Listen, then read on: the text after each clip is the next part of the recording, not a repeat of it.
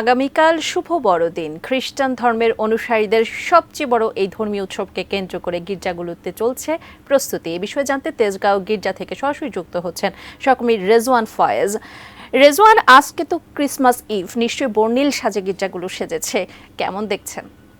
এই মুহূর্তে আমি আছি তেজগাঁ গির্জাতে এবং এখন কিছুক্ষণের মধ্যেই প্রার্থনা শুরু হয়ে যাবে। আমার পেছনে হয়তো ছবিতে দেখতে পাচ্ছেন, কিছুক্ষণের মধ্যেই প্রার্থনা শুরু হয়ে যাবে। 7:30টার সময় প্রার্থনার সময় দেওয়া হয়েছে। এখন পর্যন্ত এই গির্জায় আমি যতটুকু দেখতে পেয়েছি যে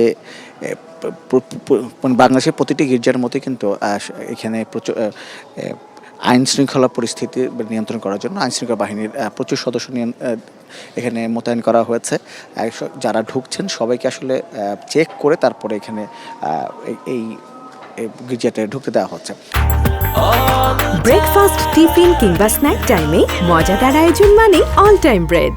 মূলত আজকে যেহেতু কালকে বড়দিন, আজকে মূলত যেটি হবে, আজকে প্রার্থনার বিষয়টি আছে এবং আজকে এই ঠিক 7:30টার সময় একটি প্রার্থনা এখানে হবে এবং 9টার সময় আরেকটি প্রার্থনার সময় দেওয়া রয়েছে এবং এর জন্য কিন্তু এই ঠিক 7টার পরে কিন্তু যারা খ্রিস্ট ধর্মাবলম্বীরা আছেন তারা বড়দিন পালনের জন্য এখানে আসছেন।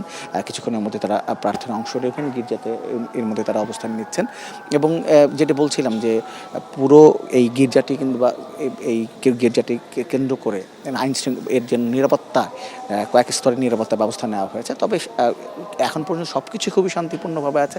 অনেকের সাথে কথা বলেছি আর তারা যেটি বলেছেন যে এটি তো খ্রিস্ট ধর্মের সবচেয়ে বড় উৎসব। তারা বলছেন যে শুধু এই প্রার্থনায় নয়, তারা এই 1 মাসব্যাপী তারা এই আজকের দিনটির জন্য বা কাল বড়দিনের জন্য শপিং করেছেন। বাড়িতে বাড়িতে পিঠা উৎসবের ব্যবস্থা করা হয়েছে। ছোটদের একটা বড় একটা অংশ আছে এসছে এখানে। তারা প্রার্থনাতে আসলে আনন্দ উৎসবে মেতে উঠেছে, সবাই ছবি তুলছেন।